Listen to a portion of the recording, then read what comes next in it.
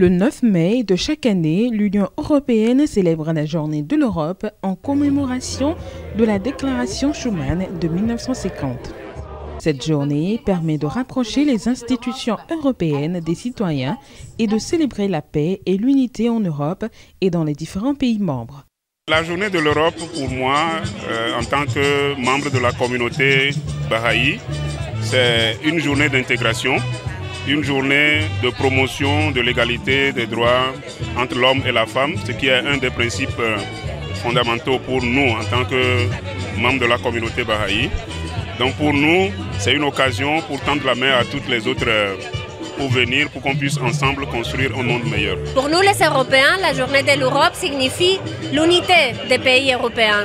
On est très fiers de pouvoir partager une seule entité.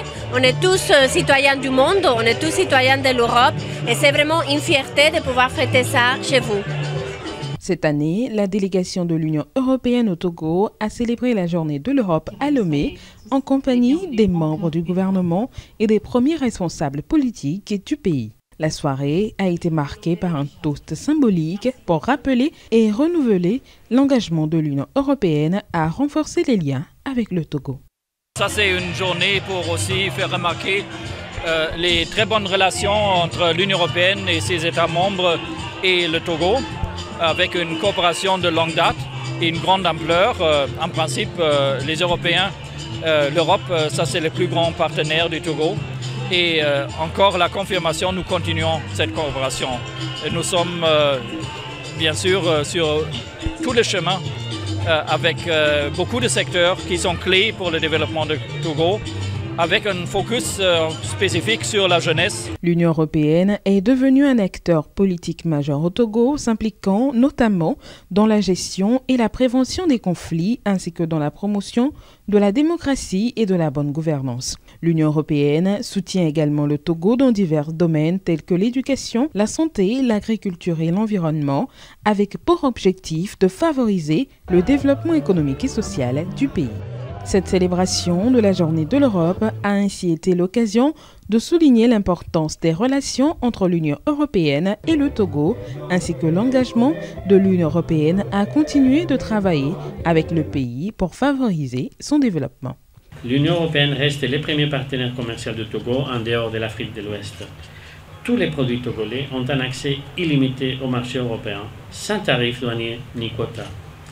100 000 personnes sont employées directement, dont 89% des nationalités togolaises par les entreprises européennes au Togo. Ce sont des chiffres que nous voulons voir augmenter grâce notamment aux investissements des entreprises européennes et au financement de l'équipe Europe pour favoriser la création d'emplois, notamment de la jeunesse togolaise. La célébration de la Journée de l'Europe est l'occasion pour les pays membres de l'Union européenne de rappeler leur engagement en faveur de la paix, de la solidarité et de l'unité. C'est également une occasion de renforcer les liens entre l'Union européenne et ses partenaires qui bénéficient de son soutien au développement. La Journée de l'Europe est donc un moment important pour rappeler les valeurs fondamentales qui unissent les pays européens et les partenaires et pour célébrer les réalisations communes.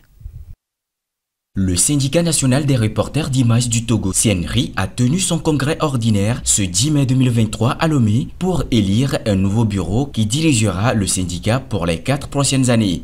Les membres du syndicat se sont réunis à l'occasion pour participer à cet événement important. Le congrès a débuté par un discours du président sortant qui a dressé un bilan de son mandat et a suscité les efforts des membres du syndicat pour promouvoir la profession du reporter d'images au Togo. Je suis vraiment satisfait de ce que j'ai fait. En réalité, ça ne devait plus être moi-même qui dois me féliciter. Mais selon les dires des gens, je pense que j'ai fait un peu. Dès la création du syndicat, le premier mandat du secrétaire général m'a permis d'installer nos antennes dans les préfectures et de créer des sessions à Lomé. Et après, nous avons négocié des formations pour les membres et au total, j'ai fait un effort pour faire venir la Journée mondiale de la photographie et aujourd'hui, nous sommes à la 7e édition. Il a rappelé les défis imposés par le syndicat à devoir faire face au cours de son mandat et se dit disponible pour accompagner le nouveau bureau mis en place. Je dois encore collaborer avec le nouveau secrétaire général. D'ailleurs, je fais partie du nouveau bureau en tant que secrétaire chargé à l'organisation. Donc, je serai en plein pied et à côté du nouveau secrétaire général, l'aider pour que nous arrivons à hisser le drapeau de notre corporation privée. Sur 3 candidatures enregistrées au début, c'est le candidat Klou Komlan Achou, seul en liste au final, qui a remporté l'élection et a été élu secrétaire général du syndicat national des reporters d'images du Togo avec 100% des voix des 18 votants qui ont participé. Dans son discours inaugural, il a promis de poursuivre les efforts du syndicat pour défendre les droits des reporters d'images et de travailler à améliorer leurs conditions de travail. Mon bureau souhaite faire dans les jours à venir à rassembler tous les photographes. Ceux qui désirent faire le travail, ceux qui veulent être professionnels dans le métier, nous allons nous approcher à eux, les demander à s'adhérer à notre syndicat qui est Saint-Rite. Nous savons que 2 personnes, 3 personnes ne peuvent pas faire le travail. Nous devons faire le travail en groupe. Composé d'11 membres, le nouveau bureau aura pour tâche de promouvoir la fraternité et la solidarité afin de porter plus haut les couleurs du syndicat national des reporters d'images du Togo. Le congrès a été marqué par la validation du tarif des prix des travaux photographiques et la remise des prix de distinction à certains membres du syndicat pour leur engagement et dévouement au travail. L'insécurité, les tensions géopolitiques mettent à mal les économies de l'espace UEMOA. Face à l'urgence, les parlementaires de l'espace doivent prendre des mesures urgentes pour moderniser la gestion des finances publiques. Pour y parvenir, il est impératif de doter l'institution communautaire d'un budget programme approprié et de mettre en place une stratégie innovante de transition fiscale. C'est en effet ce qui justifie l'ouverture de la 33e session extraordinaire du comité interparlementaire de l'UEMOA le 8 mai 2023 à Lomé. Je salue chaleureusement les délégations et les experts qui ont fait le déplacement de Lomé pour débattre et trouver des solutions appropriées à ce défi majeur qui mobilise notre énergie et notre détermination. En tant qu'élus, nous devons nous impliquer autrement dans le processus d'intégration de notre espace. Pour y arriver, des efforts doivent se poursuivre pour notamment doter notre institution communautaire d'un budget programme adapté à la modernisation de la gestion des finances publiques, tout en s'appuyant sur une stratégie innovante de transition fiscale. Sous la présidence du président du comité interparlementaire, la session extraordinaire mettra l'accent sur la communication concernant le budget programme et la transition fiscale. Pendant une période de 5 jours, les membres du comité interparlementaire, notamment les députés et les experts en économie, se pencheront sur des textes pertinents et acquériront des outils pour relever les défis économiques de l'espace UEMOA. Les travaux de Lomé, ça fait partie des activités habituelles parce que là nous tenons une session extraordinaire, ce que nous faisons chaque année. L'intérêt pour cette fois-ci, c'est surtout les 2 thèmes que nous avons évoqués, c'est celui du budget programme et la fiscalité. Vous connaissez très bien au niveau du budget programme pour une gestion saine et une programmation en tout cas adéquate des ressources des États. Et depuis un certain temps, cette réforme a été initiée au niveau de l'UEMOA pour permettre aux États vraiment d'appliquer pleinement le budget programme. Beaucoup de pays sont là-dedans, mais il y a beaucoup de choses qui restent à faire pour que la réforme apporte les résultats attendus. Donc il va falloir beaucoup travailler dans la sensibilisation, dans la formation des acteurs à tous les niveaux pour que vraiment les budgets programmes soient une réalité au niveau de nos pays. Les parlementaires prévoient d'inclure dans leur programme l'examen du thème de l'audience publique de 2023. À titre de rappel, le comité interparlementaire qui représente une préfiguration du Parlement de l'Union est composé de 40 députés des États de l'UEMOA, soit 5 députés par État membre.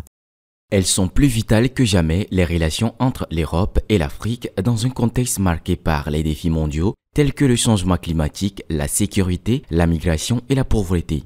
Les bonnes relations entre l'Europe et les pays africains sont fondées sur une coopération fructueuse et mutuellement bénéfique. L'Europe est l'un des plus grands donateurs d'aide au développement pour l'Afrique et un partenaire commercial important. L'Afrique, en retour, fournit des matières premières vitales pour l'industrie européenne tout en offrant un marché en pleine croissance pour les produits européens. La Semaine de l'Europe met en lumière l'importance de la coopération et de la solidarité entre l'Europe et l'Afrique, en particulier dans le domaine de la paix et de la sécurité, de la croissance économique et de la protection de l'environnement. Les événements organisés cette année mettent en avant l'unité tout en soulignant l'urgence de renforcer la coopération entre l'Europe et les pays africains. Dans le domaine de l'éducation, l'Union européenne, à travers son programme Erasmus+, a investi des millions d'euros dans le développement de l'éducation en Afrique. En 2020, près de 15 000 étudiants africains ont pu bénéficier de bourses pour étudier dans les universités européennes. Ces échanges interculturels favorisent la diversité culturelle et renforcent les liens entre l'Europe et l'Afrique. La coopération entre l'Europe et l'Afrique est essentielle pour relever les défis mondiaux pour un avenir meilleur pour les deux continents. L'opposant politique sénégalais Ousmane Sonko a été condamné en appel à 6 mois de prison avec sursis pour diffamation et injure publique à l'encontre du ministre Mame Mbaye Niang. La Cour d'appel a également confirmé le montant des dommages et intérêts fixés en première instance à 200 millions de francs CFA, environ 300 000 euros. Si la condamnation est définitive, cela pourrait avoir une conséquence sur l'éligibilité d'Ousmane Sonko pour les élections présidentielles prévues en février 2024, car, d'après le code électoral, il ne pourrait pas être inscrit sur les listes électorales. Ses avocats ont déclaré qu'ils vont se concerter avant de réagir. La partie civile s'est dite satisfaite, mais exige des dommages et intérêts beaucoup plus lourds à hauteur de 29 milliards de francs CFA. Le ministre du Tourisme, Mame Mbaye Niang, qui était présent à l'audience, a demandé une sanction exemplaire. Pendant l'audience, les avocats du ministre Mame Mbaye Niang ont demandé la confirmation de la diffamation avec une peine minimale de 4 mois, plus l'ajout des délits d'injure publique et de faux et usage de faux. La partie civile a demandé 29 milliards de francs CFA au titre des dommages et intérêts, car Ousmane Sonko avait accusé le ministre d'avoir détourné cette somme sur la base d'un rapport. Le procureur a requis une peine totale de 2 ans de prison, dont 1 an ferme, ainsi qu'un mandat d'arrêt contre Ousmane Sonko en insistant sur le volet faux et usage de faux. Cette condamnation intervient dans un contexte tendu car Ousmane Sonko dénonce un complot pour l'écarter de la scène politique et appelle à une campagne de désobéissance civique contre la justice. Il est également accusé de viol dans un autre procès dont la première audience doit se tenir le 16 mai prochain.